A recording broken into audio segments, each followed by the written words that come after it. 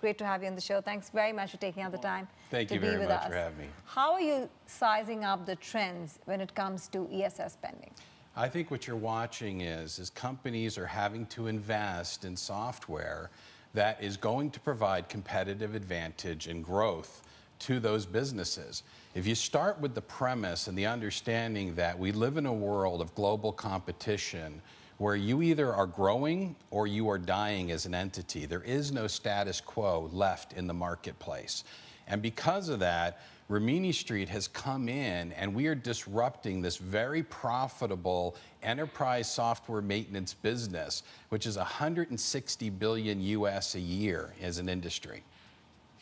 Seth, you chaps are something of a leading indicator of global enterprise spending. So just give us your take on how it's holding up. How is the order pipeline looking for the rest of the year and into 2020? And just how cautious are customers right now or otherwise? Well, I think we are in a very turbulent global economy right now, and we're watching this play out with a lot of countries managing their own spending. They're looking at imports, obviously. We're talking about tariffs every day. We're talking about global trade. This creates a very complex business environment. So that means that the spending that we're going to do is going to be on systems that are going to drive competition. They are going to drive competitive advantage.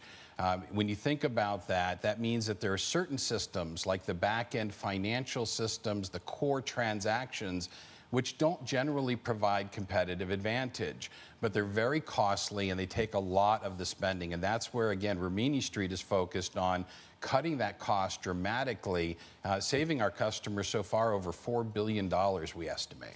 I want to take out the politics of the 5G rollout and just ask you, how much of a game changer is that going to be for you guys? Is that a challenge or an opportunity? I think, again, it's an opportunity for companies, but you have to have the funds to invest. And if you look at the business problem that Rimini Street's focused on, we're looking at the fact that Gartner says that most companies are spending up to 90% of their IT budget on day-to-day operating costs. That number is too high. That leaves only 10% of the IT budget to invest in new technologies like 5G. What we are doing as a company is we are reducing those operating costs. Our goal is to get them down to about 60%, freeing up a tremendous amount of additional money that can be invested in technologies like 5G, AI, and machine learning, things, again, that will drive competitive advantage globally. Which are your priority markets? I'm given to understand that you're expanding in LATAM with the new Mexico subsidiary. So is it focused emerging markets versus developed markets? Because just, there's so much competition back home. Well, I think that when you look at it, we just announced expansion in Asia, right, with our new office here in Singapore. We announced a new operations in Mexico. We just announced Poland and Russia expansion as well. I think you're watching a global movement now to really globalize all business. We serve companies in over 100 different countries today. Seth, what is the, sorry, Tommy, I just wanted to bring up this legal dispute that we're hearing about with Oracle. What's behind that, and how do you think that is going to be resolved? Well, we've been in court in the United States with Oracle since 2010, so this is almost a decade-long battle. But when you come in and you're disrupting an entire industry like an Uber and Airbnb disrupting their industries, we had almost a monopolistic business where you had the Oracles and SAPs of the world driving a 90% plus profit margin on billions of dollars of maintenance money. And they really had very little competition. Rimini Street came in and changed that with 2,800 companies signing over the last decade, including 150 of the Fortune 500 already converting to independent maintenance. Sorry, I just want to circle back on that point where you're focusing on emerging markets. So if you were to give us a 5-year vision, how much contribution to your top line and bottom line will come in from EMs versus some of the markets that you've been focused on, as well as the mother market in the US? Well, I think the emerging markets are big. I think China is still a little immature for our particular business because they haven't had enough track record of maturity in terms of business operations over the last decade.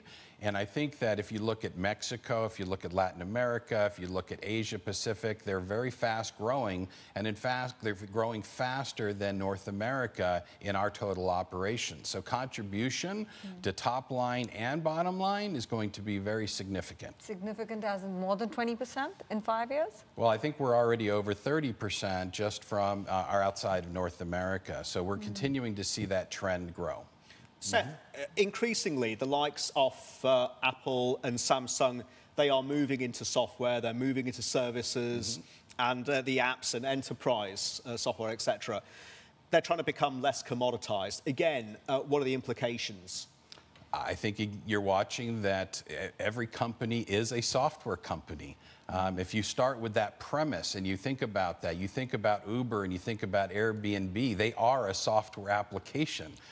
If you look at Amazon, what's the competitive advantage?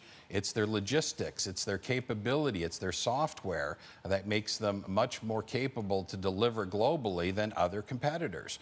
So I do think that you're watching everybody using software as a key differentiator in the competitive advantage globally. And I'm sorry to push you, but what kind of margins do you expect because of the scale up and this expansion and diversification that you're planning on? What kind of target do you have in terms of gross margins? Well, our gross margins are going to be north of 60%. We already are, which puts us on par with other SaaS-based software players in the industry that are leading in terms of market position. So I think you'll watch. We believe we can get to mid-60s and maybe even beyond in terms of gross margin.